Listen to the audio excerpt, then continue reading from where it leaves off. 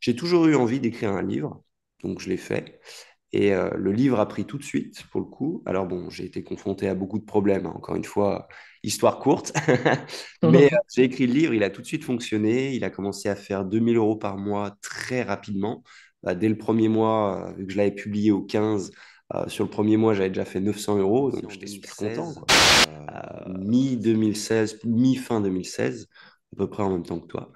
Et sauf que moi, en 2019, j'ai eu une clôture de compte, donc je suis reparti Ouais, de c'est zéro vrai en que ouais, 2020. ça En coûte gros, un baraque, quoi. business, ouais, c'est un business où on va dire pour moins de 500 €, tu peux déjà démarrer correctement, entre guillemets, quoi, entre couverture, sauf si tu fais tout toi-même, mais entre guillemets, entre les outils, la couverture, la correction, tout genre de choses, la publicité. C'est pas. Oh, j'ai une ampoule qui est en train de rendre l'âme. Ça va être bien. Et Mais la discothèque chez Stan. la discothèque chez Stan. Il y a deux grands piliers sur lesquels il faut bosser, c'est l'écriture, la base de base, et le marketing de l'auto-édition. Et vous ne pouvez pas déroger à la règle, c'est les deux passages obligés. Parce que si tu as un bon marketing, mais ton livre c'est de la merde, c'est foutu, ça marchera un petit temps et puis après ça disparaîtra. Si tu écris des très bons livres, mais que personne ne les voit, c'est foutu, ça marchera pas. C'est ça. Vachement important. T'as On est beau tous avoir. d'accord. Mais c'est pas sur les résultats qu'il faut faire un focus, c'est sur le processus. Parce que C'est les ça. résultats, malheureusement, il y a, alors même si on peut avoir des niveaux de certitude quant à la publication d'un livre et le résultat d'un livre, tu vois, tu n'es jamais sûr à 100% que ton livre va fonctionner ou non, tu vois. Ouais. Même si tu as beaucoup d'espoir dedans, tu peux augmenter ton niveau de certitude en bossant correctement dessus, une bonne couverture, une bonne page de vente, etc. Tu n'es jamais sûr, quoi. Et quand tu vois qu'en face, des fois, il y en a avec des livres merdiques, des livres IA, tout ce genre de choses, qui te font un top 500, tu vois, ça te rend fou. Et en fait, c'est pour ça ça a l'air Normalement, ça doit être bon. qu'on fasse pas la deuxième prise. Normalement, c'est bon. Ça enregistre tout sur l'ordi. Très bien. Eh ben, bienvenue Stan. Ça fait un petit bout de temps qu'on s'est pas vu, qu'on s'est pas parlé. Donc du coup, bah, bienvenue dans le making of. Le making of, c'est les coulisses de l'auto-édition. Et du coup, bah, j'interviewe des personnes qui sont auteurs, coachs, formateurs aussi autour de l'auto-édition, de l'écriture, etc. Et donc du coup, bah, n'hésite pas à te présenter en quelques lignes. Eh ben, salut Ethan, merci de m'avoir invité pour cette petite interview. Je suis très content d'être là avec toi. Pour ceux qui ne me connaissent pas, je suis Stan Julian. Alors j'étais auteur, maintenant je suis plus chef d'orchestre, parce que j'ai multiplié mes maisons d'édition, on va dire. Mais je suis donc auteur encore et formateur dans le domaine de l'auto-édition. J'aide les gens à vivre de leur plume, tout simplement, grossièrement résumé. En gros, En gros. est-ce que tu fais encore beaucoup d'autres choses, mais en gros, c'est ça. En gros, c'est ça. Je fais encore beaucoup d'autres choses. Pas mal chef d'orchestre ouais, en ce moment avec les entreprises, les maisons d'édition à gérer. Où du coup, bah, j'ai plus basculé de ce côté-là en ce moment. Enfin, c'est l'évolution directe de l'activité de l'auto-édition, entre guillemets, quoi. Ouais, bah, c'est bien, ça va être intéressant. Je pense qu'on va pouvoir en reparler parce que bah, il y a des personnes qui sont un peu moins avancées, puis d'autres un peu plus avancées qui vont nous suivre. Et c'est vrai que en fait, bah, cette transition de passer de auteur à créer bah, sa maison d'édition, aussi bah, changer de statut en société, peut-être avoir plusieurs comptes KDP, tout ça, c'est des choses que Ouais, il y a euh, plusieurs questions qui se posent, ouais. c'est, c'est, c'est assez peu abordé finalement ben, par toutes les personnes qui font du coaching ou des vidéos YouTube, etc. Donc je pense que ça pourrait être intéressant qu'on parle de ça. C'est toi qui guides l'interview. Le making-of, de toute façon, moi, c'est vraiment une interview sans vraiment questions et puis laisser un peu la discussion Ouais, bien sûr. fluide et puis voilà. Mais bah du coup, comment t'as commencé toi l'auto-édition? Comment t'en es arrivé à publier sur KDP, à écrire des bouquins, tes premiers livres, etc. Comment ça s'est passé? Alors, je vais te faire la petite histoire courte. En gros, moi, à la base, j'étais chef cuisinier. Donc, je bossais en Ok. cuisine dans des grands restos. Et j'ai eu un gros souci de santé qui a fait que j'ai dû arrêter. Donc, je me suis posé la question, OK, bah, Stan, qu'est-ce que tu fais? Est-ce que tu essayes un autre métier? Est-ce que tu veux monter ta propre boîte? Puis, tu vois, j'avais ce feeling où en mode, je me disais, bah, j'ai envie de faire quelque chose et j'en ai un peu marre de pas être dirigé, mais en gros, de ne pas avoir mon bébé, mon entreprise, quoi. Et j'ai dit, bah, j'ai envie de tenter des trucs. Et je me suis lancé dans l'aventure. Alors, en premier, c'était pas dans l'auto-édition. J'ai commencé avec une boutique en ligne sur Internet qui n'a pas marché du tout, où je m'étais bien planté, mais ça m'a appris beaucoup de choses en termes de marketing. Tout ce qui est bosser sur Internet, ça m'a vraiment pas mal développé. Et par la suite, bah, j'avais vendu cette boutique en ligne et je me suis dit, bah, j'ai toujours eu envie d'écrire un livre, donc je l'ai fait. Et le livre a pris tout de suite, pour le coup. Alors bon, j'ai été confronté à beaucoup de problèmes, hein. Encore une fois, histoire courte. Mais j'ai écrit le livre, il a tout de suite fonctionné. Il a commencé à faire 2 000 € par mois très rapidement. Bah, dès le premier mois, vu que je l'avais publié au 15, sur le premier mois, j'avais déjà fait 900 €, donc j'étais super content, quoi. C'était un revirement de bord Ça, complet. Et puis, bah, je me suis dit, OK, bah, j'ai envie de persévérer là-dedans, j'ai envie d'écrire plus de livres, vraiment comprendre aussi l'aspect marketing. C'est surtout ça qui m'intéressait beaucoup. ouais. L'écriture m'intéresse, mais si je dois comparer les deux, je préfère le côté marketing et développement, entre guillemets. Et puis, pour le coup, bah, j'ai persévéré et multiplié les maisons d'édition, et puis j'en suis là aujourd'hui. C'est chouette. Et donc, du coup, tu as publié ce premier livre, il marche, il fait 2 000 € par mois. Donc, en fait, tu passes d'une boutique, j'imagine c'était du dropshipping, Non, à... alors alors pour aller plus loin par rapport à la boutique, c'était une boutique de vêtements et je faisais du Ok, print on demand ok, sur des t-shirts, des pulls, ce genre de choses. Et donc j'avais commencé, enfin, si tu regardes un peu l'auto-édition sur KDP, c'est pas la même chose parce que c'est pas les mêmes produits, mais c'est dans la même lignée, d'accord? C'est ouais. vraiment, Euh, c'est du print on demand aussi, quoi. Et c'est donc ça, bah, c'est c'était dingue. juste, ouais, c'est ça, et c'était juste une extension de tout ça, quoi, entre guillemets. Donc, c'est intéressant parce que du coup, tu as commencé, t'as quand même, tu t'es formé, j'imagine, pour le print on demand. Et puis ensuite, tu as quand même extrapolé les compétences pour réussir Ouais. en auto-édition. Donc en fait, c'est vrai que ton livre, il a marché, mais il n'a pas marché comme ça en partant Non, oui, non, de non. zéro connaissance, quoi. Non, C'est, c'est pas arrivé en un claquement de doigts. Il y avait quand même du travail. Il y a eu beaucoup de travail sur ce premier livre.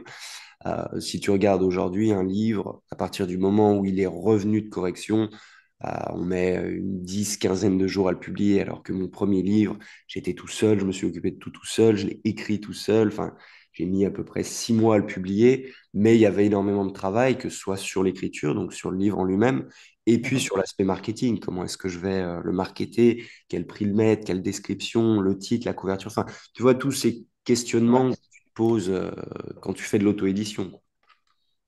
Parce que ouais, c'est vrai que la plupart des gens, bah, moi, ça fait un bout de temps que je publie aussi. J'ai publié, c'était des petites nouvelles à l'époque pour me faire la main. Et bah, j'ai commencé, c'était fin 2017. Donc, c'était à une période où l'auto-édition, entre guillemets, c'était encore assez facile parce que bah, tu publiais ton livre, il marchait plus, il y avait moins de concurrence, il n'y avait pas Ouais, encore la publicité. Et donc, du coup, les gens, ils me disent, bah oui, mais parce que toi, tu as commencé quand il y avait encore la possibilité d'être visible beaucoup plus simplement. Donc, du coup, c'était plus simple pour toi que maintenant. Et en ouais, c'est fait, sûr. c'est vrai que c'était un peu plus simple, mais le fait est que même à l'époque, si tu travaillais pas bien ton business plan, ta recherche de niche, ton benchmark de concurrents, tu vois, enfin, ça Mm. marchait pas, quoi. C'est sûr. Après, c'est vrai et c'est pas vrai parce que moi, au cours de mon aventure KDP, alors j'ai commencé en 2016, mi-2016, mi-fin 2016, à peu près en même temps que toi. Et sauf que moi, en 2019, j'ai eu une clôture de compte. Donc, je suis reparti de zéro en 2019, même 2000, je sais plus exactement, mais entre 2019 et début 2020. Et je m'y suis vraiment remis en mai 2020. C'est là où j'ai republié un livre sur une nouvelle maison d'édition, enfin, où je suis vraiment reparti de zéro. Et entre guillemets, j'ai réussi à atteindre mes chiffres d'avant. Alors, mes chiffres d'avant, je tournais aux alentours de 9 10 10 000 euros par mois, hors Q4, d'accord? Donc, vraiment de manière En mensuelle. moyenne stable, hein. Ouais, en moyenne, moyenne stable lissée sur l'année. Et puis là, Mhm. bah, j'ai un peu, on va dire, beaucoup plus explosé les scores. Là, actuellement, je suis à 15 000, sauf que j'ai eu quelques soucis aussi cette année. Donc, j'ai pas, enfin, toute la première partie de l'année, j'ai pas vraiment travaillé sur KDP. J'ai laissé couler parce qu'avant, j'étais à un peu plus quand même. Mais en un sens, c'est facile, oui et non, mais en mode, c'est pas impossible de revenir à des excellents scores, d'accord? C'est pas parce que, ok, oui, c'était plus facile avant parce qu'il y avait il y avait Ouais, c'est moins de ça. concurrence. Oui, mais il y avait aussi pas la publicité. La publicité, ça joue quand même un grand rôle. Pas mal de mes stratégies reposent aussi sur la publicité, la visibilité en tout cas.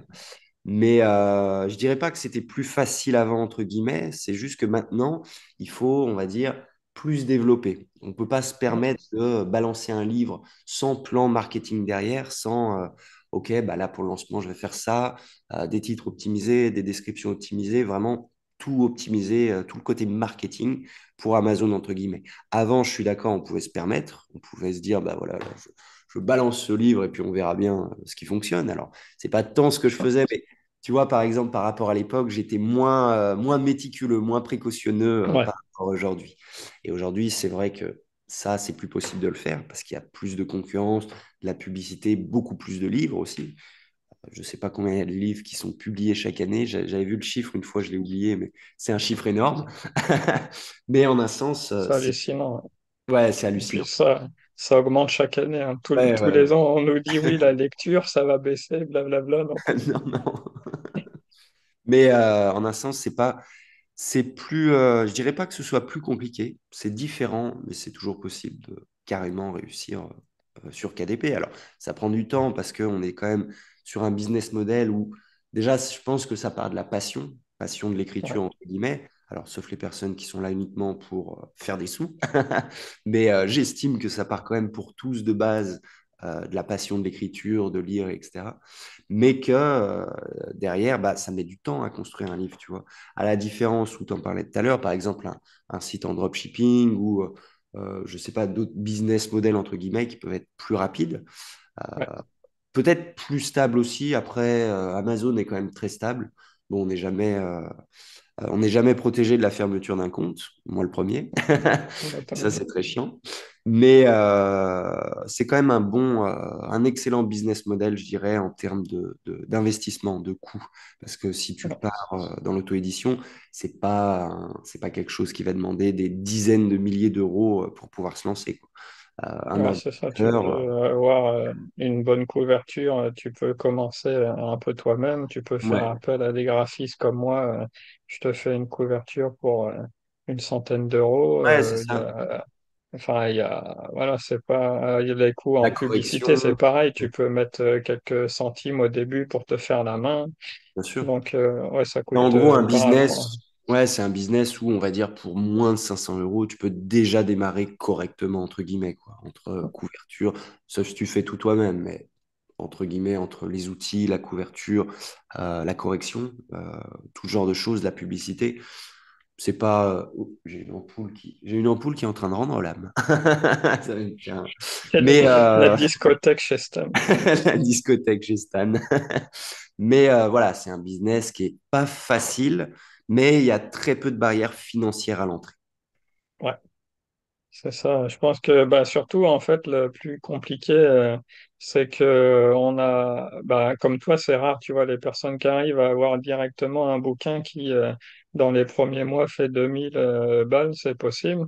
Mais souvent, bah, comme on débute, on est confronté à nos premiers échecs et plus on bosse, plus on comprend qu'est-ce qui se passe et qu'est-ce qui se passe moins bien, et plus on améliore et bah, plus après on a de bouquins dans sa bibliothèque, plus ben, le compte à KDP prend de la valeur, quoi. Ouais, c'est Mais c'est sûr. vrai que bon, bah, il faut lancer un best-seller, entre guillemets, faire un best-seller dès le début, c'est mieux, mais c'est possible de s'améliorer avec le temps, quoi.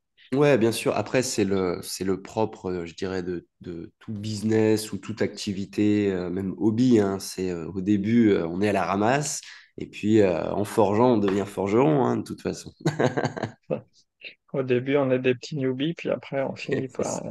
par apprendre. Et donc, du coup, toi, tu t'es formé comment, justement, un peu à l'auto-édition, au marketing? Est-ce que tu as suivi des personnes qui faisaient vraiment spécifiquement de l'auto-édition? Tu disais que tu te concentrais surtout sur le marketing, donc peut-être des marketeurs ou des vendeurs. Alors, en termes sur l'auto-édition, j'ai pas vraiment suivi quelqu'un. J'ai plus fait essai, erreur et puis solution, où je me suis développé moi-même.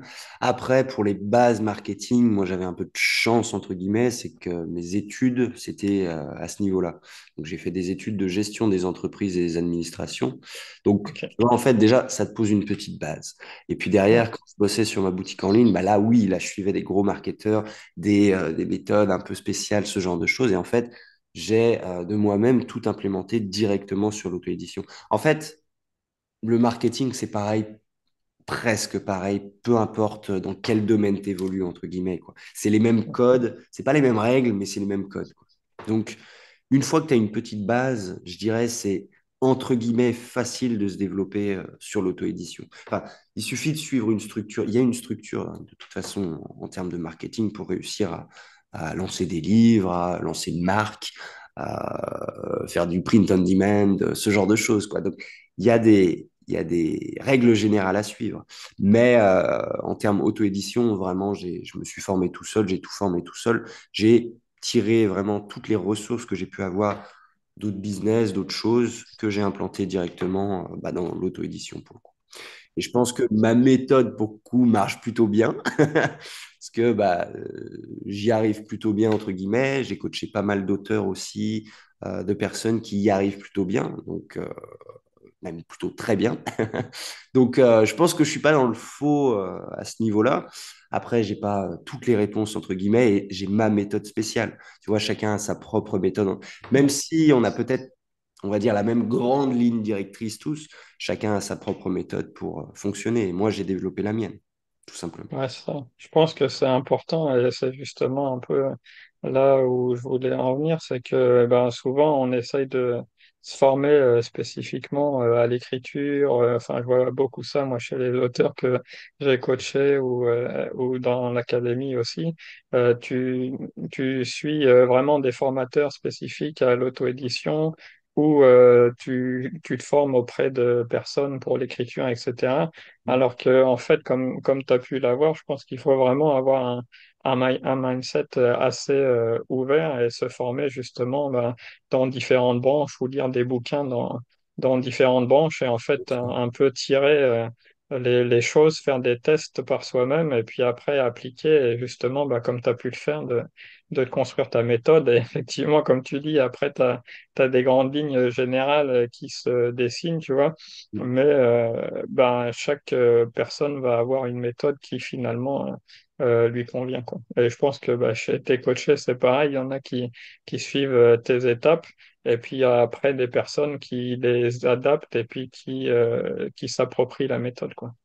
C'est ça. Après, il faut que chacun ait sa propre méthode, entre guillemets, mais il te faut une base, quoi. Il te faut une base sur laquelle travailler. Et du coup, tu as eu ta fermeture de compte. Je pense qu'on va, on va parler de l'histoire parce que tu en as parlé dans de nombreuses interviews, donc je pense Oui. qu'ils pourront aller les voir.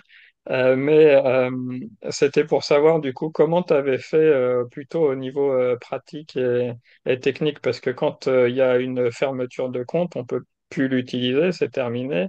Les bouquins non plus. Normalement, les bouquins qui sont dessus, à part, je pense, si tu les retravailles d'une certaine façon, c'est possible, mais tu peux pas les republier tels Ah quels. ouais. Et Amazon bah, te permet d'avoir que un seul compte par personne morale. Donc, comment ça se passe? Je pense qu'il va y avoir quand même pas mal de questions à ce niveau-là. Bah, directement, en fait, donc, comme tu le disais, déjà, quand tu as une fermeture de compte, tous tes anciens livres qui étaient sur le compte, tu les oublies. C'est même pas je les ai retravaillés pour essayer de les republier ou quoi. Je me suis dit, OK, bon. ils m'ont déjà viré une fois, on va pas refaire les mêmes conneries, on va éviter, tu vois. On va éviter de tenter le diable. Mais en un sens, après, bah, de toute façon, c'est une nouvelle société. Donc, quand tu as une fermeture de Ouais, compte, là, par exemple, j'ai une problématique comme ça avec un de mes élèves en ce moment qui, justement, a subi une fermeture de compte. Et bah, c'est réouvrir une nouvelle société un nom différent, entre guillemets. Donc, si tu étais en... Alors, c'est différent pour les auto-entreprises parce qu'une auto-entreprise, c'est une personne physique, c'est ouais, euh, c'est lié avec la personne physique, donc ton nom est dedans. Donc, en fait, bah, ouvrir une nouvelle boîte directement, alors soit, bah, si c'est une auto-entreprise, trouver quelqu'un de sa famille, trouver un ami qui fait un peu le tampon, entre guillemets, ou bien directement ouvrir une nouvelle société, ouvrir une URL. Là, c'est la méthode qu'on est en train de faire avec mon élève. Ouvrir une URL et puis repartir de zéro, mais vraiment oublier ses anciens livres et puis reconstruire quelque chose vraiment à partir de zéro, quoi. Et c'est aussi bah, ce que j'ai fait quand j'ai vécu ça en 2019, quoi. Je suis reparti de zéro. Bon, il m'a fallu un petit temps de latence, d'accord? Il y a 6 mois où ouais, j'ai ça rien fait mal. pris. Ouais. Ouais, ça fait très mal quand tu vois, t'as ton même plus qu'un salaire qui tombe tous les mois, tu as à peu près, je sais pas, 8 10 000 euros qui tombent tous les mois. Bah, d'un coup, t'as plus rien. C'est dur. Faut se remettre psychologiquement, quoi. C'est ça. Ouais. Mais non, après, ouais, j'ai mis 6 mois à me remettre vraiment dessus. Et puis après, bah, comme je t'ai dit, c'est reparti correctement, quoi. Ça a pris un petit peu plus de temps, pour le coup, parce que malheureusement, mon premier livre du deuxième compte n'a pas fait d'aussi bon score que le tout premier livre que j'ai publié. Mais il a quand même réussi à me dégager 500 euros mensuellement. Et puis après, en fait, petit à petit, t'imbriques. C'est aussi, enfin, Ouais. c'est un travail de longue haleine, entre guillemets. C'est plus tu auras de livres, techniquement, plus tu vas toucher plus, quoi, entre guillemets.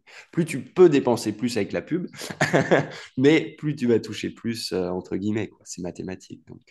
Donc voilà, Ça j'ai fait mis. effet cumulé sur le total, Ouais, quoi. Ouais. c'est exactement ça. L'effet cumulé, c'est le nom d'un livre, ça, en plus. Ouais, c'est Darren Hardy hein, qui a fait un très bon livre sur le sujet que vous pouvez aller lire.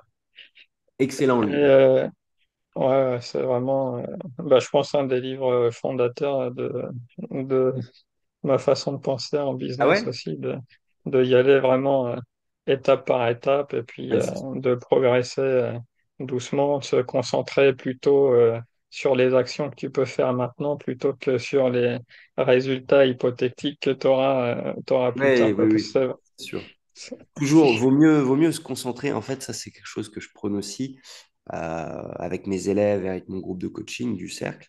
C'est en mode, faut pas tant. Alors, les résultats sont importants. On est tous d'accord. Mais c'est pas sur les résultats qu'il faut faire un focus, c'est sur le processus.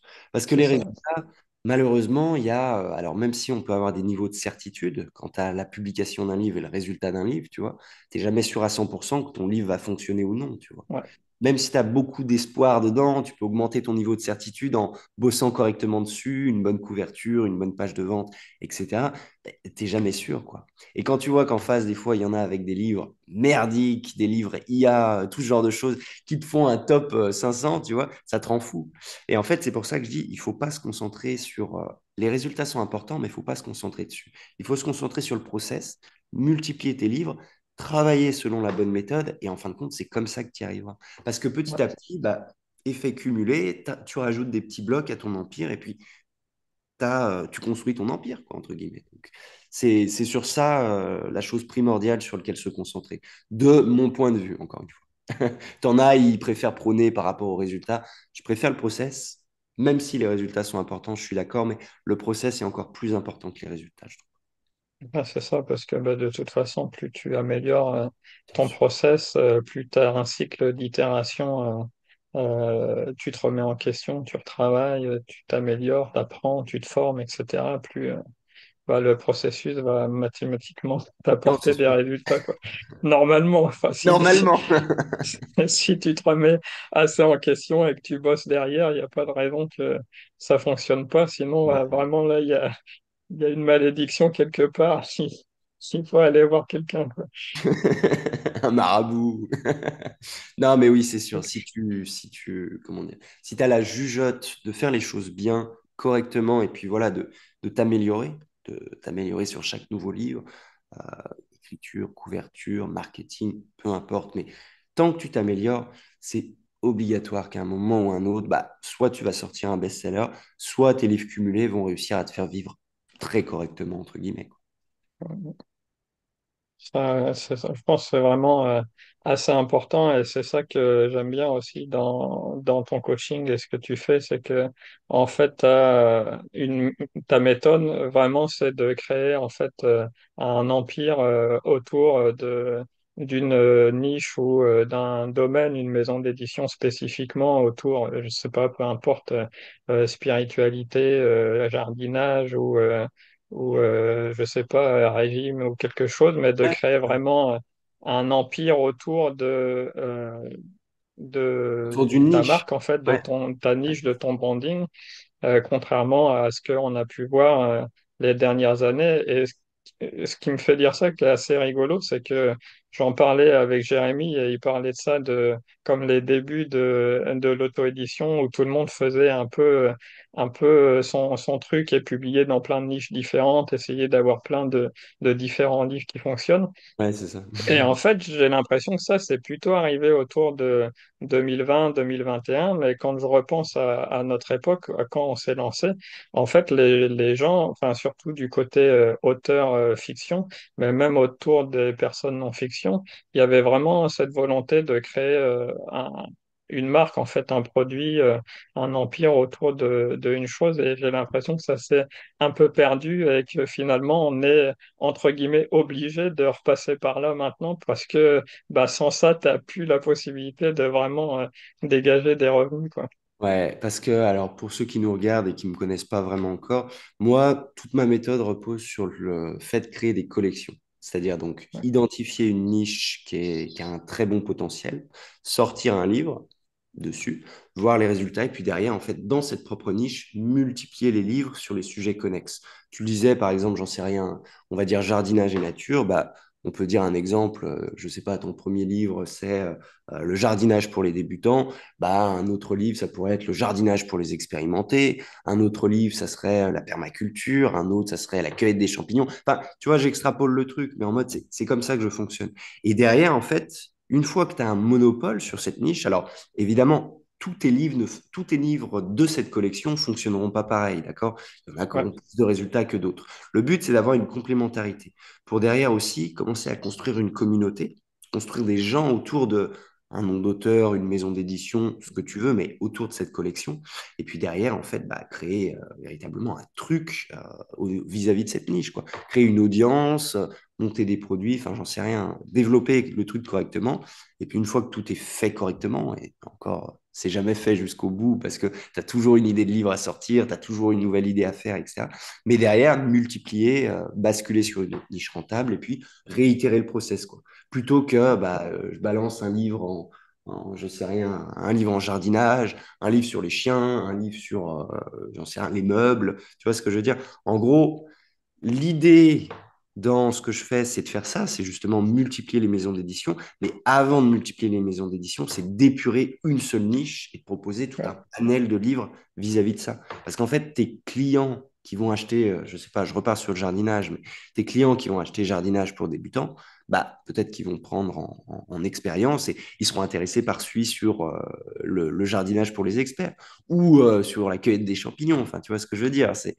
Ouais. C'est comme ça que je fonctionne, quoi. Et après, en fait, vraiment utiliser des lead magnets, donc récupérer des adresses mail clients pour construire toute une communauté autour et utiliser cette communauté, bah, soit pour le lancement de nouveaux livres, soit directement pour vendre des produits physiques ou digitaux.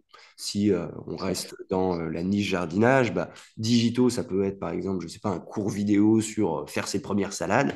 Et produits physiques, ce serait, je sais pas, le kit du petit jardinier, tu vois. Vraiment, en fait, Ouais. c'est ça l'idée sur laquelle je fonctionne. Parce que d'une part, tu bosses sur Amazon. Amazon, c'est quand même une bonne, grosse plateforme de vente où il y a beaucoup de monde. Donc, tu peux récupérer beaucoup de leads et puis des leads qualifiés en Ouais. termes d'acheteurs, des acheteurs directement. Et puis, tu t'assures une sécurité par rapport à la fermeture de ton compte C'est en ça qui est important. Ouais. voilà, en proposant bah, justement des produits sur ton propre canal directement. Donc, comme je te disais, le kit du jardinier ou vidéo construire faire ses premières salades, en gros. Donc ça, C'est ma méthode, c'est sur ça que ça repose, entre guillemets. Et elle a beaucoup évolué ces derniers temps. Tu vois, cette deuxième partie par rapport aux lignes magnettes, c'était justement après la fermeture de mon premier compte, entre guillemets, où je me suis dit, OK, Amazon, c'est bien, mais quand on atteint un certain niveau, il faut quelques garanties, il faut quelques sécurités en plus, quoi. Ça, hein, c'est un des trucs, je dis beaucoup hein, aux auteurs de bien se concentrer sur l'emailing ou Ouais, l'emailing, c'est ce qu'il y a vraiment le mieux parce que en fait, l'adresse email, c'est décentralisé. Donc même si, je sais pas, tu passes de System.io à Mailchimp, ben, t'embarques ta liste email avec ton fichier Excel et puis c'est fini. C'est vrai que maintenant, il y a de nouvelles méthodes, notamment, ben, je sais pas, avec des canaux Telegram, Discord, des groupes ou des choses comme ça. Mais encore une fois, tu possèdes pas vraiment non, les ouais, contacts, quoi. Si jamais, bah, je sais pas, Telegram ferme ton groupe ou ferme définitivement, bah, on a vu d'ailleurs le, comment le CEO qui s'est fait arrêter ouais, j'avais vu. en France, etc. Enfin, n'importe quoi peut arriver. Ou aux États-Unis, ils te ferment ton TikTok parce que c'est trop chinois ou je sais pas quoi. Tu te fais fermer ta communauté et t'es un petit peu dans le Ça, jus, et t'es quoi. mort, t'es mort. Alors que l'email, au moins, c'est quelque chose que tu as et tu Ouais. l'auras toujours, entre guillemets, quoi. Peu importe la plateforme sur laquelle tu es, tu auras toujours l'email. Donc, voilà, c'est comme ça que je travaille. Ouais, c'est intéressant et je pense que c'est justement une des leçons que j'avais dans l'académie de vraiment créer un empire en fait autour de bah, une niche, une marque, un nom d'auteur, peu importe que ce soit d'ailleurs en fiction et en non-fiction, parce qu'on me dit Oui, souvent, ouais, mais Ethan, c'est bien de vendre des formations. Par exemple, tu fais un bouquin de muscu, tu vends des formations muscu, tu vends des coachings, des accompagnements, ou tu vends, je sais pas, par exemple, des barres de musculation avec un site de dropshipping ou peu importe. C'est bien, mais comment je fais, par exemple, en tant qu'auteur de fiction? Eh ben, en fait, c'est pareil. Tu as plein de choses que tu peux faire. Par exemple, de vendre des posters de ton monde fantastique, de vendre des bijoux de ta saga ou de vendre. non, mais c'est sûr, c'est ça. Enfin, il y a plein, plein de choses à faire, quoi. Après, faut pas. Alors, c'est sûr que on va dire entre fiction et non-fiction, c'est deux modèles un peu différents. Parce que c'est vrai Ouais, qu'en non-fiction, alors moi, je travaille beaucoup sur de la non-fiction, principalement, à 95%. Et oui, je suis d'accord, c'est plus facile d'avoir de l'upsell derrière, d'avoir des produits et ce genre de choses. Mais comme tu disais, que ce soit en termes de fiction, tu peux toujours faire des trucs. Tu peux faire énormément de trucs derrière. Des goodies, donc tu disais des posters, des t-shirts, des machins, ce que tu veux, vendre des livres en dehors du circuit Amazon, tu vois, vendre des livres un ouais. peu uniques directement à ton audience, ta communauté. Euh, Bref, je rentrerai pas dans Vendre le détail des de tout ce que tu peux bundles, faire, mais ouais, etc. c'est ça. Ouais. Je rentrerai pas dans le détail de tout ce que tu peux faire, mais tu peux en faire. Si vraiment tu as envie de faire quelque chose, tu peux le faire. Ça, hein, quand on voit, ben bon, on n'en est pas probablement, aucun de nous n'en est à ce niveau-là, mais par exemple, quand on voit Harry Potter, bah, ils ont Ouais, développé, tu vois, des magasins, des parcs d'attractions, des films, c'est enfin, ça. il y a plein de Après, choses c'est en un faire. exemple un peu extrême, mais Un peu extrême, ouais. dans la finalité, oui, c'est ça en fait. C'est ça. Après, il faut aussi se dire que, tu vois, il y a en auto-édition, il y a, on va dire, plusieurs stades. On passe toujours par plusieurs stades. Et toute cette réflexion-là, au début, tu l'as pas. Et même, il Ouais, faut pas que tu l'aies, entre guillemets. Il faut, au début, te concentrer sur vraiment l'écriture, sortir tes premiers livres et réussir à tirer tes premières redevances, entre guillemets, quoi. Et ouais. après, en fait, petit à petit, c'est petit à petit que tu vas te développer où, voilà, ces nouvelles questions, tu as des nouvelles interrogations qui vont venir, qui vont se poser, et ce genre de choses en fait partie. Ouais, c'est ça. Puis il faut pas justement stresser de se dire comment ça va aller plus tard. Vraiment se focus sur Oui, justement les connaissances que tu as maintenant à l'instant T, ce qu'on disait tout à l'heure, et puis de les mettre en place, quoi. ouais, c'est Mais sûr. du coup, il y a, je pense, une question qui va arriver, c'est que ben, on dit il faut se concentrer sur une niche, essayer de la développer, etc. Toi, pareil, tu as créé plusieurs maisons d'édition, je suppose, sur des sujets qui sont différents. Donc, à partir de quel moment tu te dis, bon, bah là, c'est bon, j'ai assez de maîtrise sur ce sujet. J'ai quand même un certain niveau par rapport à mes concurrents. Je peux me permettre de passer à autre chose parce que ça demande quand même, malgré tout, de recréer une Ouais, ouais, société, de se remettre dans l'état d'esprit de créer autre chose, de réétudier toute ta concurrence, les mots-clés, etc. Donc, à quel moment tu te dis que c'est bon, toi? Alors moi, je le sens un peu au feeling, entre guillemets, où je me dis, dès que je commence à avoir 2, 3, 4 best-sellers, mais best-sellers vraiment top 500 Amazon, dans cette niche, je me dis, bon, je commence à être plutôt en maîtrise. Je continue à publier des livres dessus, d'accord, mais de manière moins fréquente. Enfin, le gros de mon temps passera justement sur cette nouvelle niche en question, cette niche que je développe.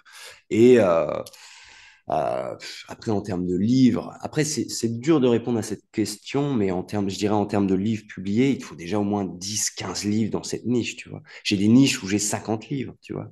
Donc, et je continue toujours à publier, mais voilà, de manière vraiment moins fréquente. Ou avant, quand c'était les prémices de cette niche-là, quand je la débutais, on va dire, je faisais une publication par mois dessus. Là, alors sur les vieilles niches, entre guillemets, enfin, qui marchent toujours aussi bien, mais c'est moins fréquent. Un livre tous les 2 mois, 3 mois, entre guillemets. Bon, sauf là, en période de Q4, où vraiment, je suis focus à fond sur toutes les niches et tous les 15 jours, je publie un nouveau livre par niche. Mais ça, c'est une période un peu spéciale. Mais sinon, voilà, je fonctionne comme ça. Et même, tu as des grandes périodes du style cette année où justement j'ai fait un burn-out et on va dire les 2 tiers de l'année, j'ai pas beaucoup bossé. J'ai même presque pas bossé. J'ai rien foutu, quoi. Donc j'ai rien publié dessus. Mais derrière, ça se vend toujours. Enfin, c'est ce que je te Ouais. disais au début. Mes revenus ont baissé parce que il n'y a pas d'Optime Pub. J'ai pas bossé dessus, quoi, directement. Mais ça revient vite, entre guillemets. Il te suffit de remettre le nez dedans et puis ça repart vite. Ouais, de relancer quelques pubs, bah justement, de relancer ta communauté si tu en as Ouais, une, de refaire une petite promo ou ce genre de choses, quoi. C'est Mm. exactement ça. Ou en mode, c'est quand même un business passif, mais c'est pas passif-passif, quoi. Tu peux te permettre de rien faire pendant 6 mois. Tes revenus vont baisser un petit peu, mais ils vont pas s'écrouler à zéro. Par contre, si tu bosses pas pendant 2 ans, là, ça va quand même poser problème. Si tu ne fais Ouais, rien pendant 2 ans dessus, là, ça va poser problème. Et en mode, c'est passif dans le sens où on peut se permettre de, justement, ben, de pas travailler dessus quelque temps. Mais derrière, il faut toujours jeter un petit coup d'œil par rapport à ça, quoi. Faut au moins donner, je dirais, 5 heures par mois, quoi, minimum. pour faire continuer Ouais, la pour, machine, ouais. pour stabiliser, grossir un petit peu, sans même forcément sortir de nouveaux livres, mais pour pérenniser tes anciens livres, quoi. Ouais, c'est ça. Puis après, bah, c'est vrai que ça dépend aussi des niches du genre ou même fiction, non-fiction. C'est vrai que, ben, par exemple, en non-fiction, tu as des bouquins qui sont beaucoup plus pérennes parce que ça va faire des ventes assez régulières. En fiction, c'est vrai que tu as plutôt des pics de lancement. Et puis, Ouais, ouais. bah, après, il faut quand même ressortir, surtout dans certaines niches. Je vois par exemple en romance ou ce genre de choses, les lectrices sont hyper accros et donc du coup bah, ils lisent le bouquin et puis après ils en demandent et si tu publies pas assez rapidement bah, ils vont souvent voir la concurrence quand même. Oui, ils vont aller voir ailleurs. Donc c'est une grosse peur souvent des gens mais c'est vrai que bah, finalement c'est pas ça va pas te faire casser complètement Non. ton chiffre, quoi. Tu Ouais, peux, tu peux prendre une pause, pareil, pour les réseaux sociaux ou quoi. Je pense que bah, tu dois apprendre ça aussi aux gens de ta formation. Mais beaucoup ont peur de dire, ah, bah, mon TikTok, mon Insta, si je le retravaille ne plus nourrit après, pas. ça va baisser. Blablabla. Mais en fait, tu peux toujours relancer des. Faut pas avoir trop peur de ça, je pense. Après, moi, en termes de méthode, je me focalise pas sur les réseaux sociaux. Ouais, C'est secondaire pour l'instant. C'est quand tu commences à construire quelque chose d'important. Moi, vraiment, le gros focus que je fais, du moins au départ pour les débutants, c'est focus Amazon. On n'a pas besoin tout de ouais, suite de réseaux sociaux. Déjà, gonfle tes revenus, assure-toi une stabilité vis-à-vis de ça, et puis derrière, tu pourras déléguer cette partie-là si c'est un truc qui te fait chier. Parce que moi, c'est un truc qui me fait chier, par exemple. Mais voilà, en fait, gonfle d'abord tes méthodes, comment tu publies, ta fréquence de publication, tes revenus, et puis derrière, tu peux travailler sur C'est ça, c'est une cerise sur le gâteau, quoi. ouais, c'est ça. C'est, bah, tu l'as bien résumé. C'est les réseaux sociaux, entre guillemets, c'est la cerise sur le gâteau. Oui, ça peut te faire exploser. Oui, tu peux toucher plus grâce à ça. Oui, tu peux aller plus loin grâce à ça. Mais c'est pas le cœur du truc, tu vois. On n'est pas des influenceurs sur Instagram ou quoi, quoi. Non, on est des auteurs. Notre but premier, c'est de sortir des livres, quand même, entre guillemets. Et C'est c'est pour ça. ça où je dis, enfin, je suis d'accord, il faut se concentrer dessus, mais à un niveau secondaire, tout simplement. Ouais. Mais c'est bien que tu en parles parce que, en fait, il y a beaucoup d'auteurs qui finissent par débuter par là parce que finalement, c'est plus simple, entre guillemets. Tu vois, tu ouvres ton compte Insta, tu fais ta publication et puis voilà, c'est lancé, c'est fini. Alors que, ben, en fait, je sais pas, te former à la pub, comprendre comment ça marche, bien te former Construire au une audience. marketing, construire une audience avec de l'emailing, etc. Bah, C'est c'est vrai que c'est important. plus technique, mais ben, c'est grâce à ces fondements-là et à ces fondamentaux-là que en fait, tes réseaux sociaux ont de la valeur. Parce que si, je sais pas, tu développes, disons, des bouquins de coloriage, par exemple, et que tu mets bah, une vidéo TikTok de temps en temps de toi en train de colorier et puis un lien vers ton livre de coloriage, oui, tu vas avoir des ventes. Oui, c'est possible que ça fonctionne, mais si t'as pas derrière un vrai, Un vrai système qui un vrai stabilise. système Ouais, qui marche, ouais. ben ouais, c'est foutu. C'est Non, mais en fait c'est des ouais. ventes qui sont faites, mais tu les fais en fait dans l'instant T. Donc tu es content, tu as tes royalties, mais tu construis rien, quoi. C'est ça qui est T'as un rien peu de dommage. pérenne, ouais. T'as rien de pérenne et qui peut pas survivre au travers des années, hein, de toute façon. Donc, voilà, moi, c'est ce que je dis dans le cercle, mon groupe de coaching pour le coup, où je leur dis vraiment ça, concentrez-vous sur ça d'abord. Et voilà, les réseaux sociaux, tous ces trucs, c'est la cerise sur le gâteau, c'est à mettre en place plus tard. Mais quand il commence à y avoir un certain niveau, un certain nombre de livres et un certain processus. C'est ça. Et ben, du coup, on mettra le lien du cercle d'ailleurs en dessous pour ceux qui veulent adhérer et puis être formés par un Stan. Et puis, bah, du coup, en fait, moi, ce que j'aimerais bien savoir, c'est, j'ai beaucoup d'auteurs justement qui me posent cette question, c'est que comment on fait pour démarrer, tu vois, seulement sur Amazon? Parce que ça peut paraître se dire, bah, je publie mon livre et après, comment je fais pour trouver mes lecteurs, tu vois. Euh, Est-ce que tu Non, peux donner quelques étapes? Alors, je te répondrai, faut rejoindre le cercle. Non, je rigole, chacun fait ce qu'il veut, mais entre guillemets, voilà. Par exemple, tout ce process-là, c'est quelque chose que j'apprends à mes élèves dans le cercle. Donc, pour aller un peu plus en détail par rapport à ça, le cercle, c'est un groupe de coaching dans lequel je fais des lives une fois par mois et on avance sur un sujet donné. Par exemple, là, le prochain live que je vais donner, c'est publication d'un livre de A à Z, où on va voir en direct, je vais publier en direct un livre de A à Z et les étapes par lesquelles il faut passer. Recherche de mots-clés, ce genre de choses. Mais en gros, moi, je dirais, pour se concentrer, donc par exemple, bah, ce que tu viens de dire, c'est quelque chose qu'on voit dans le cercle, par exemple, c'est se concentrer déjà sur tout ce qui est vraiment marketing, entre guillemets. En fait, je pense que le succès sur Amazon, il tient en, je dirais, trois points. Le premier point, c'est la niche. C'est valider une niche. C'est pas avoir une idée. Avoir une idée, c'est Ouais, bien. Une idée où potentiellement ça marche, ok, c'est une bonne chose. Mais derrière, il faut travailler sur toutes les recherches pour valider cette niche et avoir, si possible, tous les feux au vert qui te disent, allez, fonce, cette niche-là, elle est recherchée. Il y a des gens qui publient dessus, il y a des gens qui font beaucoup de revenus dessus. Tu peux y aller, quoi de manière très simple, résumé comme ça, c'est plus complexe que ça, mais tu vois ce que je veux dire, c'est vraiment ouais, valider une niche et se dire, OK, là, je suis sûr à, je sais pas, 75% que si je publie un livre tel quel pour ce client-là, de cette manière-là, ça va fonctionner. Encore une fois, il y a toujours une part de chance dans ce qu'on fait dans les livres, mais voilà, le but, en fait, c'est de se donner le plus de pourcentage possible de certitude. Ensuite, la deuxième des choses, c'est ce qui va être tout ce qui est marketing et lancement. Si tu foires ton lancement, c'est foutu. T'as beau, bah, je te dis ça, là, il y a une semaine, j'ai foiré un lancement, par exemple, tu vois, ou bah, même à mon niveau, on peut encore se foirer, ça arrive toujours. Mais en gros, si tu foires ton lancement, c'est foutu. Soit tu republies le livre, enfin en le dépubliant et en recommençant de zéro, soit tu l'oublies, tu laisses tomber, tu passes à autre chose, quoi. Parce que vraiment, c'est quelque chose d'hyper important, comment est-ce que tu vas réussir à lancer ton. Et la dernière des choses, c'est pour la pérennité, c'est ce qui va être construction d'audience et publicité. Donc, comme je te le disais au début, avec des livres magnettes dans le bouquin.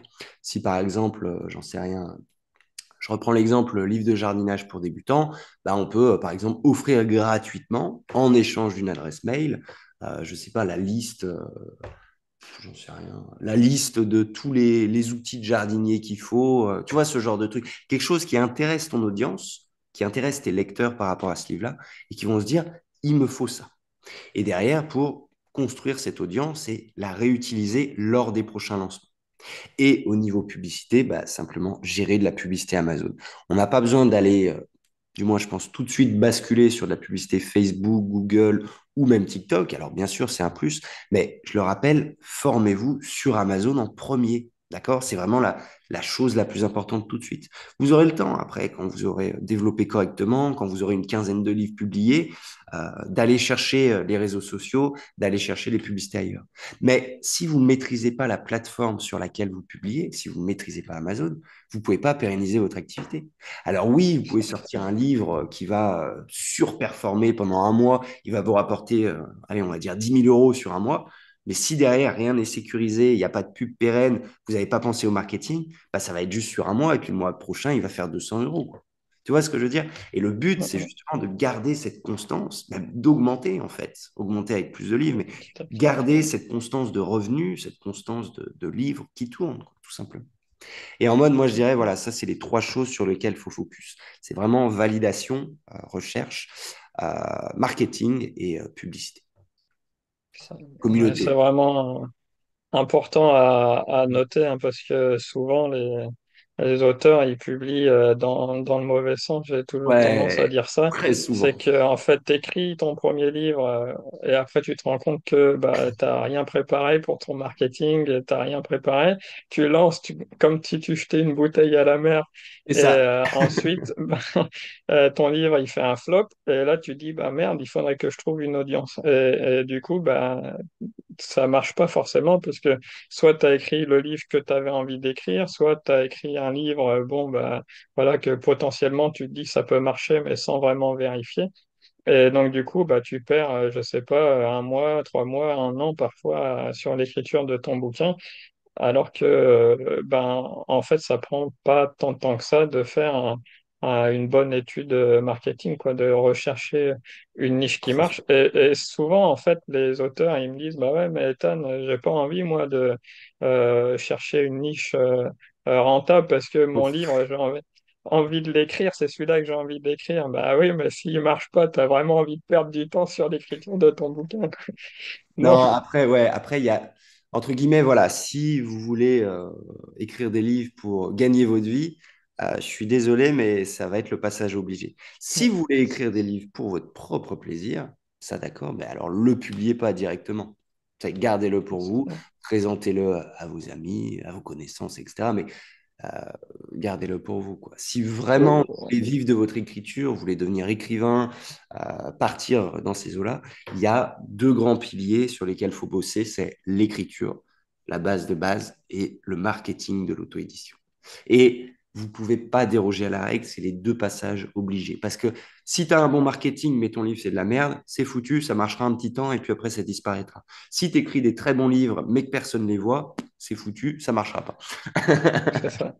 T'as beau avoir un beau style Ouais, Goncourt, si t'as pas de marketing, c'est foutu, quoi. Donc exactement. vraiment, ouais, étude de niche, rechercher la niche, après bah, faire un vrai benchmark Et pas juste se dire bah, j'ai validé la niche, mais voir vraiment bah, la concurrence, quoi. Qu'est-ce que elle fait, comment je peux me démarquer, comment je peux apporter quelque chose de nouveau, complémentaire, d'intéressant par rapport à ce qui se fait déjà, ou bah, justement, je sais pas, par exemple, aller lire dans les commentaires négatifs, bah, qu'est-ce que les gens n'ont pas aimé sur le livre, qu'est-ce qu'ils ont aimé sur le livre du concurrent, à reprendre les codes, etc., et puis améliorer le produit. Et puis bah, après, vraiment se dire que bah, une fois que le marketing, enfin c'est ça le marketing en fait, j'ai du mal à faire passer ça quoi. Ouais, c'est ça, mais c'est en gros, c'est découvrir l'environnement dans lequel tu évolues et puis Ouais. évoluer dans cet environnement, tout simplement. C'est ça, c'est vraiment l'étude de marché, le marketing, et ça, c'est quelque chose que j'ai vraiment du mal parfois à faire comprendre aux auteurs, c'est que le marketing, c'est pas la promotion ou la communication autour du bouquin. Le marketing, c'est vraiment l'étude du marché, l'étude de la concurrence et tout ce qui est préalable, en fait, à l'écriture de ton bouquin. Et une fois que tu as fait ça, bah, en fait, tu as déjà 50% de la vente qui est faite puisque le Ouais, marché souhaite ton bouquin. Et ensuite, tu peux mettre la communication, la promotion. Et... c'est exactement ça. Mais si tu veux, pour les personnes qui nous écoutent, si tu veux, je peux te donner un accès sur un des lives du cercle où justement j'explique Ouais, tout ça correctement pour que les gens peut-être découvrent un petit peu plus. Parce que là, on en discute entre nous, on comprend et on peut pas vraiment aller dans le détail par rapport à tout ça. Mais voilà, par exemple, j'ai un live vis-à-vis de ça. Si tu veux pour ta communauté, je peux te l'envoyer. Ça ouais, peut être intéressant pour que les gens découvrent, entre guillemets, plus en détail comment est-ce que ça fonctionne. Comment est-ce qu'on valide une niche et comment est-ce qu'on part vis-à-vis de ça, quoi. ouais. Je pense que c'est assez important de pouvoir vraiment avoir les bonnes étapes marketing de tout ça. C'est ça. Et ben, si tu veux, je te fais ça, il n'y a pas de problème. Ça marche. Ouais, on va faire ça pour vous alors. Et puis, petite question aussi, parce que je pense que ça peut être intéressant. Toi, tu as fait, du coup, bah, tu as eu la grosse difficulté avec ton problème de santé. Ensuite, tu as eu bah, ces deux burn-out. Euh, Comment on fait, en fait, pour bah, justement ne pas arriver à avoir un burn-out, de bien réussir à tenir sur la durée ou de pouvoir, bah, si ça nous arrive, parce que ça arrive, moi ça m'est arrivé aussi, de comment bah, pouvoir s'en sortir et rebondir. Est-ce que tu aurais des tips ou des astuces là-dessus? J'ai pas vraiment de tips parce que je suis pas un exemple à ce niveau-là où, entre guillemets, moi, passer des périodes, je faisais une nuit blanche par semaine pour travailler correctement, quoi. Donc vraiment, j'investissais beaucoup de temps. Mais je pense que la chose à se rappeler, c'est l'équilibre. Essayer de garder un équilibre dans sa vie entre bah, vie personnelle, vie professionnelle, tout- tous ces trucs-là. Si on est déséquilibré à ce niveau-là, vous allez perdre pied. Si vous travaillez trop peu, ça va pas marcher. Si vous travaillez trop, ça va pas marcher non plus. Vraiment essayer d'équilibrer la balance quoi, entre toutes les différentes choses, tous les différents aspects de votre vie, quoi. Et encore, je te dis ce conseil-là, mais là, j'ai commencé à le suivre, mais tu vois, c'est pas tous les jours vrai, entre guillemets, quoi. C'est juste, Ouais, on essaye de faire le maximum pour s'équilibrer, pour que tout roule, que tout fonctionne. Mais c'est les aléas de la vie après. Heureusement, on n'est pas maître de la vie. On ne sait pas ce qui va nous arriver demain. On ne sait pas comment la vie va tourner. C'est juste, on fait avec les cartes qu'on a. ouais, Si ça a pu super t'aider, intéressant. je suis désolé, je serais un très mauvais coach de motivation, en développement Coach. perso. Mais Mais, c'est vrai que l'équilibre, ouais. Équilibrer ouais, votre vie directement. je pense que c'est important de... En fait, bah, c'est vrai que quand tu bosses, tu dois avoir forcément un focus qui est plus accentué sur le boulot. Donc, tu peux peut-être potentiellement bah, mettre en danger ton couple, ta santé ou ce genre de choses en essayant d'être un peu déséquilibré comme ça. D'un autre côté, bah, forcément, si tu veux qu'il y ait une chose qui fonctionne, tu es obligé de pousser dessus. Et Focus. donc, comme tu n'as que 24 heures dans une journée, bah, les autres... ça pêche un peu. Ouais. Donc, bah, moi, ce que j'ai tendance à faire, c'est de bah, je sais pas si ça pourra aider des personnes, mais de me concentrer en fait sur un des aspects pendant 6 mois à un an, et puis de ensuite rebasculer quoi. Après six Ouais, mois à un an, rebasculer peut-être sur c'est c'est un peu large, mais tu vois, tu as un peu, je sais plus le schéma, là, comment il s'appelle, mais on le voit souvent, là, avec la vie sociale, les amis, le couple, Oui, la oui, oui. santé, la finance, machin, mais de se concentrer vraiment, bah, par exemple, cette année sur le boulot, et puis l'année d'après, de te dire, bah, j'ai construit quelque chose, Ouais, j'essaye de le pérenniser, et en attendant, bah, je vais me reprendre un peu en main niveau santé, ou je vais faire plus de choses pour ma ouais, relation de c'est ça. couple, ce C'est genre de ça. choses. Tant que, à ta manière, tu arrives à rééquilibrer les choses, ça passe. S'il y a trop de déséquilibre pendant une trop longue période, c'est là où tout flanche, quoi. Alors, sans compter les aléas de la vie, hein, encore une fois, mais je parle vraiment au point de vue de notre propre personne, ce que nous, on peut contrôler, quoi. On peut se permettre de focus sur un projet de livre pendant, ouais, toi, tu parles 6 mois, moi, je pense que je suis plus dans le déséquilibre, on va dire, semaine sur la semaine, tu vois. Ou en mode, je Mhm. sais qu'il y a une semaine, j'essaye de faire focus boulot. Une autre semaine, je suis plus focus moi, ma famille, mon couple, enfin, tu vois. Et puis rebelote, rebelote. Ça, c'est Rebelote. l'équilibre que j'arrive à trouver. Mais après, chacun est différent à ce niveau-là. Mais Ouais. tant qu'on arrive à se rééquilibrer, ça va. Si on reste déséquilibré trop longtemps, c'est foutu. Ça, en fait, il faut vraiment arriver à voir en fait le moment où tu sens que tu vas basculer, quoi. Mais d'un autre côté, je sais pas si t'as pas vécu ça, est-ce que Oui, oui, oui. tu peux l'apprendre? C'est vraiment horrible ce truc. Non, après, c'est sûr, c'est dur, c'est vraiment, c'est, après, chacun vit tout ça différemment aussi, mais voilà, c'est pas quelque chose de simple. On en parle là comme ça, comme si c'était facile, mais non, c'est pas quelque chose de facile. Mais après, malheureusement, c'est la vie. Donc, il faut composer avec ce qu'on a, avec les cartes qu'on a dans les mains. Et donc, du coup, toi, tu fais comment justement pour t'organiser maintenant, semaine, journée? Qu'est-ce que c'est un peu ta journée type Plan type, de bah, boulot? c'est comme je t'ai dit, une semaine sur deux, je fais très gros focus sur le travail, où je travaille entre guillemets comme un employé, 8-10 heures par jour, 5 jours par semaine. Je garde mon week-end maintenant. Et l'autre semaine, je suis un peu plus ledge, on va dire, je bosse 2 jours, 3 jours, ouais, 2 jours pleins, entre guillemets, faire des rendez-vous clients, animer le cercle. Bon, là, on est en période de Q4, donc la majorité de mon temps, elle passe sur la publication de livres. Mais voilà, et après, le reste, bah, justement, prendre soin de moi, voir ma famille. Là, j'ai déménagé, tu vois, j'ai redéménagé encore, donc j'ai un peu de travaux à faire à l'appart, donc je vais me concentrer aussi là-dessus. Tu vois, c'est comme ça un peu que je m'organise. Là, après, c'est compliqué en période Q4 parce que, ouais, je suis focus publication de livres et puis bien préparer décembre, quoi, pour après être un peu plus libre. Janvier aussi, moi, janvier, c'est une grosse période pour moi aussi, donc janvier aussi, je serai très focus dessus. Mais après, sur le reste de l'année, on va se dire de février à août, je vais être un petit peu plus ledge.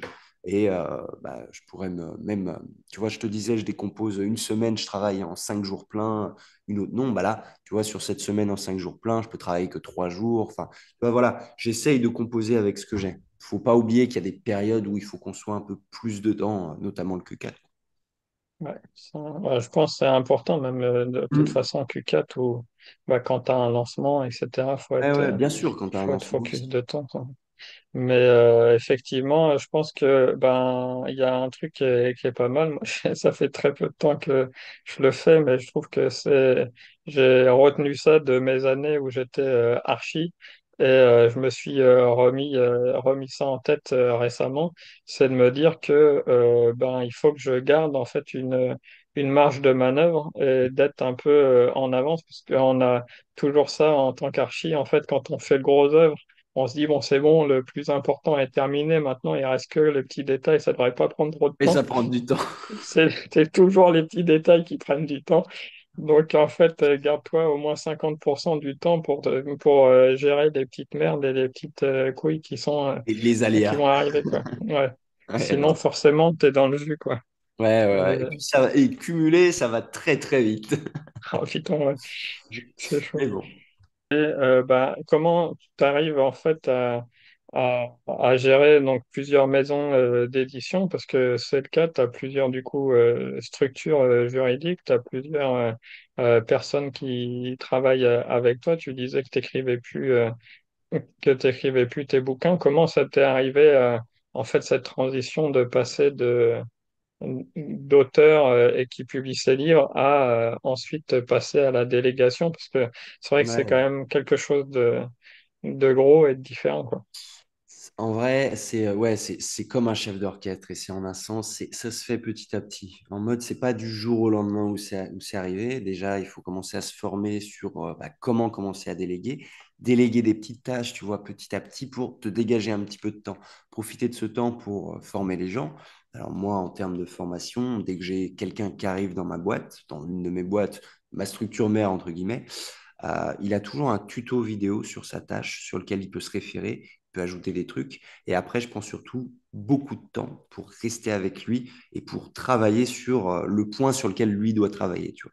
Par exemple, là, récemment, j'ai une correctrice qui est arrivée. Alors, on pourrait se dire, bah, correcteur, il fait son taf et c'est tout. Mais c'est pas aussi simple que ça parce que tu vois, j'ai des trucs de mise en forme, il y a des tournures, ce genre de choses.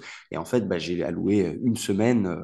Bon, il n'y avait pas besoin de plus de temps à la différence d'un graphiste, tu vois, ou d'autres choses, d'une assistante ou de ce genre de trucs. Mais tu as quand même besoin de prendre du temps avec elle, répondre à ses questions, vraiment lui expliquer dans le détail. Et en fait, je pense que c'est ça qui fait tout, c'est réussir à dégager du temps pour prendre ce temps pour former quelqu'un. Parce qu'en fait, derrière, c'est un gain de temps inimaginable. Tu vois, c'est pareil, tout ce qui est moi sur mes bouquins. Là, actuellement, ce que je fais, c'est vraiment tout ce qui est recherche de niches, découvrir des nouvelles niches, découvrir des nouveaux sujets. Tout ce qui est écriture, c'est tout délégué. Tout ce qui est correction, c'est tout délégué. Tout ce qui est couverture, c'est délégué. Alors, délégué à des humains et à des IA aussi, hein, parce que maintenant, on utilise Mhm. des outils de nos jours. Mais voilà, former les gens sur le métier en lui-même, plus sur de l'IA, entre guillemets. Mais voilà, je pense que vraiment, c'est prendre le temps, petit à petit, rajouter une brique, un peu comme avec les livres, hein. Tu sors un livre, puis un autre, bah là, tu délègues, et puis un autre, puis un autre, puis un Petit autre. petit à Et petit. voilà, et petit à petit, en fait, tu arrives à créer une structure, quoi. On n'est pas dans le modèle startup où en mode, il faut toute une équipe tout de suite, de gens illuminés qui font tout et n'importe quoi sans cadre. Ça fonctionne pas. Sauf si tu es monsieur de la tour d'Ardière ou ta papa qui gagne des millions tous les mois, tu vois. C'est différent. Je pense que la majorité des personnes ne sont pas comme ça. Et même enfin, ça plairait à personne, quoi, entre guillemets, quoi. On n'a pas envie de cette vie-là. Implicitement, on s'en fout. C'est nul, quoi. Mais vraiment commencer à construire le truc petit à petit et puis rajouter une brique au fur et à mesure. Une délégation, une première entreprise, travailler dedans, une deuxième entreprise, recruter d'autres gens, avoir plus de livres. Tu vois, vraiment, tout est lié en fait, mais vraiment, ça vient petit à petit. C'est pas arrivé d'un coup. Ouais, c'est ça. Puis je pense que même si tu n'es pas encore à ce niveau-là, mais que tu travailles avec des freelances, un graphiste ou un correcteur ou Hmm. quoi, à mon avis, ben, il faut vraiment réussir à Ouais, c'est entretenir sûr. la relation. Et comme ça, en fait, ça devient plus simple à la fin. La personne, elle connaît, elle sait ce que tu veux. Toi, tu le connais, donc tu sais ce qu'il demande. C'est ça. Tu sais la liste des choses qu'il doit avoir pour réussir, par exemple, à faire ta couverture Ouais, c'est ou ça. C'est etc. vraiment délégué, quoi. Là, actuellement, à l'heure actuelle, j'ai 17 personnes qui travaillent avec moi sur justement toutes ces maisons d'édition, sur le côté coaching, sur le cercle, voilà, sur les différents aspects de mon business. Mais ils sont pas arrivés comme ça d'un coup, du jour au lendemain. Voilà, quoi. Ça prend du temps à Ouais, construire, justement. ouais, beaucoup de temps. Ça prend beaucoup de temps. Mais ça vaut le coup. Le jeu en vaut la chandelle. C'est ça, mais c'est beaucoup de boulot après, mais c'est sûr que bah, c'est un truc qui est intéressant et je pense que bah, il faut voir en fait jusqu'où on veut aller quoi et quelle est la limite qu'on se donne finalement. Est-ce qu'on veut juste, bah, comme tu disais, écrire nos petits bouquins et potentiellement comme un auteur du dimanche les donner à sa famille ou les publier gratuitement en ligne ou essayer d'en tirer un D'en petit vivre. revenu, d'avoir quelques lecteurs et puis après est-ce qu'on veut en vivre? Est-ce que voilà? Et puis après, ben, quand on en vit bien, est-ce qu'on veut rester dans ce cadre-là où on fait tout nous-mêmes, on est tranquille, on est peinard, on n'a pas besoin de contact avec les autres et on fait notre truc Ouais, et voilà? Ou est-ce qu'on veut passer finalement à un niveau supérieur et du coup bah, avoir plusieurs maisons d'édition, travailler avec plusieurs personnes, etc. Je pense que c'est vraiment, vraiment pour le coup un feeling, quoi. ouais. Ça, c'est sûr.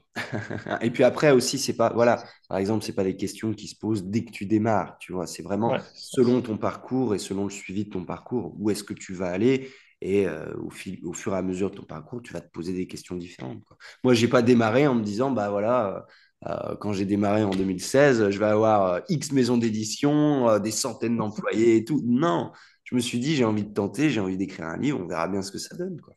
Et en fait, au fur et à mesure, de fil en aiguille, bah, la mentalité évolue, tout ton cheminement évolue, quoi, entre guillemets. Mm.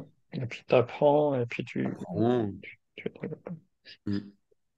Et du coup, bah maintenant, justement, que tu as cette ambition, plusieurs structures, etc., c'est où un peu où tu voudrais aller dans les prochaines années, où tu verrais Stan dans 3 4 ans, 5 ans, comme ça? Alors, Stan, dans 3 4 ans, je ne sais pas où il sera. Non, je me projette pas tant une vision aussi loin. Je travaille plus d'une vision d'une année sur l'autre. Et là où je me vois l'année prochaine, bah, de toute façon, c'est encore un petit peu plus de maisons d'édition, donc potentiellement en avoir deux de plus. Là, je suis en train de travailler sur deux nouvelles maisons d'édition, recruter un petit peu plus de personnes pour travailler sur ces nouvelles maisons d'édition-là. Et en fait, petit à petit, continuer à construire les blocs. Je peux pas te dire dans 5 ans, j'ai un empire de 200 maisons d'édition. Non, et puis c'est pas le but aussi. Tu vois, je te parlais tout à l'heure d'équilibre. Je pense que je vais plus essayer d'équilibrer ma vie, vraiment là, passer du temps sur beaucoup de délégations pour que justement on me remplace en fait. C'est ça le but. Et que derrière, mes maisons d'édition soient gérées de manière automatique, entre guillemets, que j'ai plus à me concentrer. Et la seule chose sur laquelle j'ai à me concentrer, c'est Stan, le cercle et l'auto-édition. Enfin, apprendre ça, tu vois. Ouais, C'est un peu je ce pense. vers quoi je tends, quoi, pour le coup. Ok, ouais, ça c'est cool parce que du coup, c'est vraiment finalement une vision assez simple de Oui, la vie, de dire que bah, je verrai où ça va ça me mener, mène et ouais. puis Mm. d'y aller petit à petit, quoi. Je pense que c'est plutôt une bonne vision des choses. Moi, c'est vrai que j'aime pas non plus trop me avoir une vision 10 ans, 5 ans finalement, mais c'est vrai que d'avoir cette vision là, de te dire bah, dans un an où tu vas, ça permet d'avoir un guide un petit peu et Ouais, de... bien sûr. Tu as un meilleur suivi et tu te focalises plus, je dirais, sur le moment présent, quoi. Parce qu'après, sinon, tu te fais des plans sur la comète. Oui, bah, dans 10 ans, j'en sais rien. Moi, il se peut se passer plein de choses en 10 ans. Tu peux mourir dans 10 ans, tu vois, même avant. C'est Donc, ça.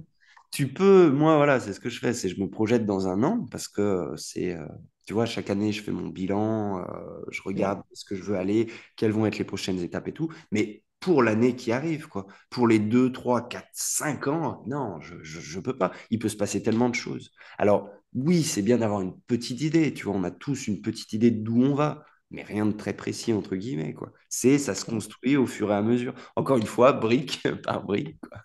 Et, bah, Mais et du coup, vivre le moment présent, quoi, et bosser ah au fur ouais, et à mesure.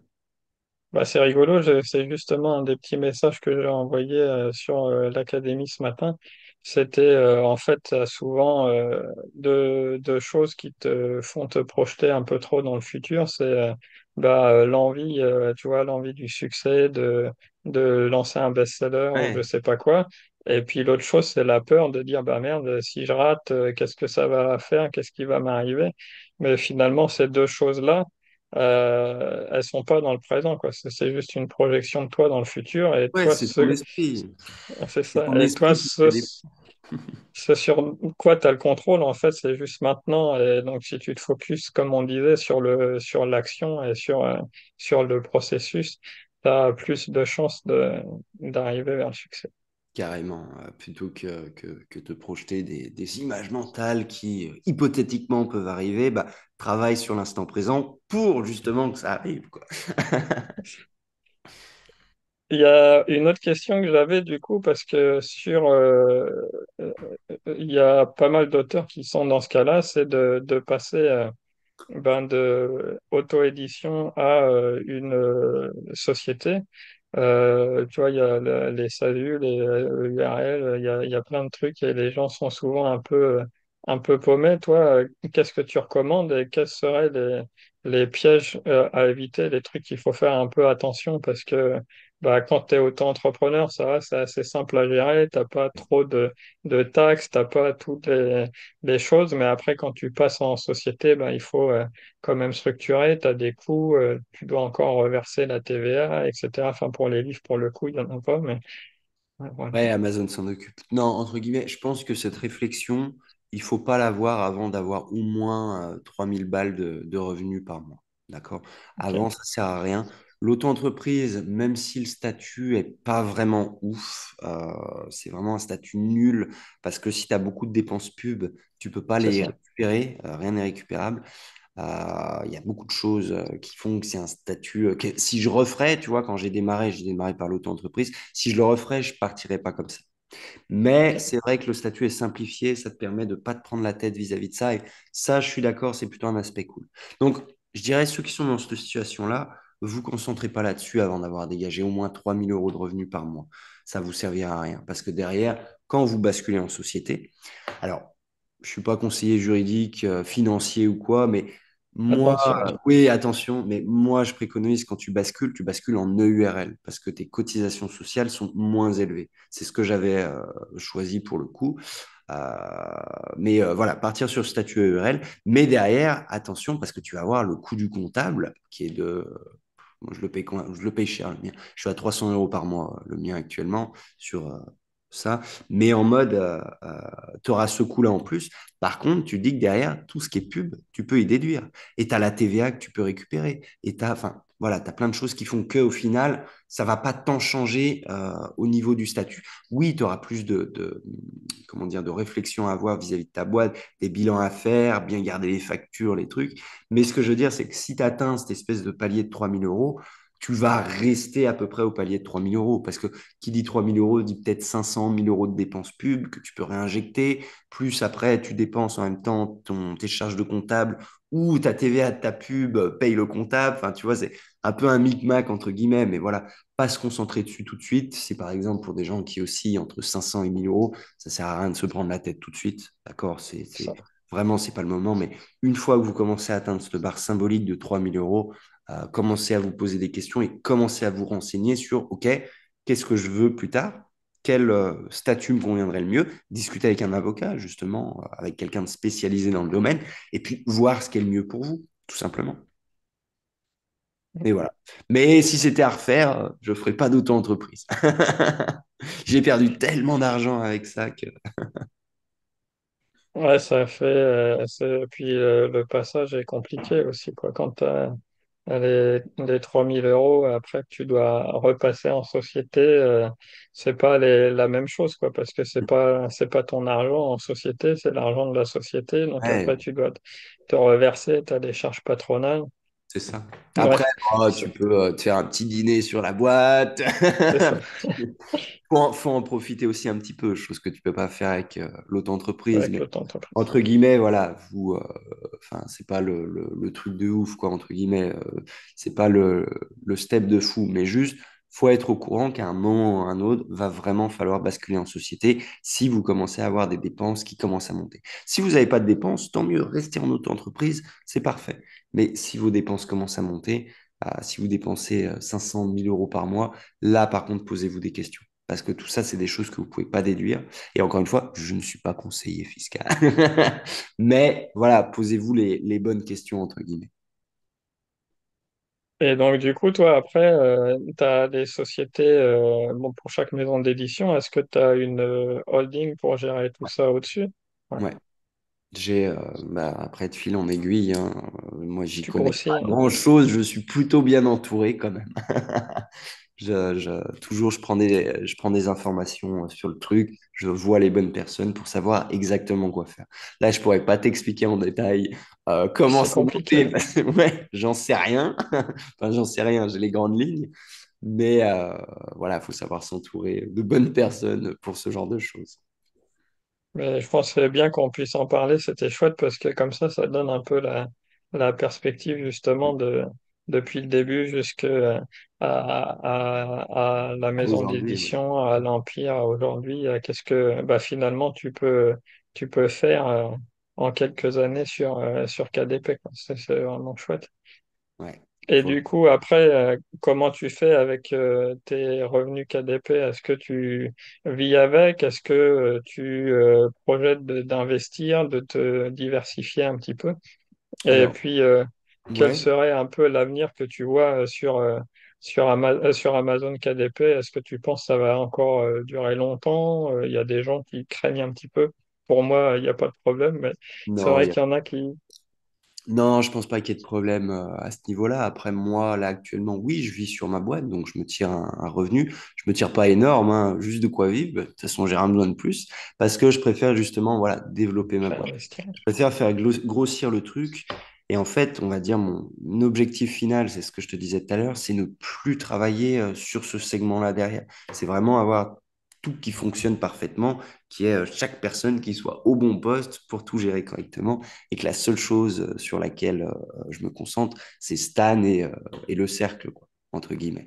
Mais voilà, je suis pas là à me dire, ah bah tiens, par exemple, là, sur cette année, j'ai fait 100 000 euros de bénéfices, bah, je vais tout cramer, jet privé et compagnie, c'est pas le but.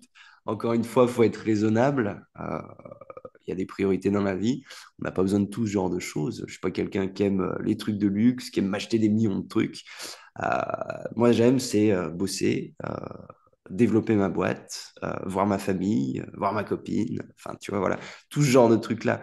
Et en mode, je me dis, bah, de toute façon, là, j'en vis, oui, j'en vis très bien pour le coup, euh, je ne tire pas tout le bénéfice pour mon revenu personnel, je garde tout ce bénéfice pour la boîte pour développer la boîte. Et je pense que c'est ce que chacun devrait faire, ou en mode, oui, il faut bien pouvoir en vivre, mais ne cramez pas tout.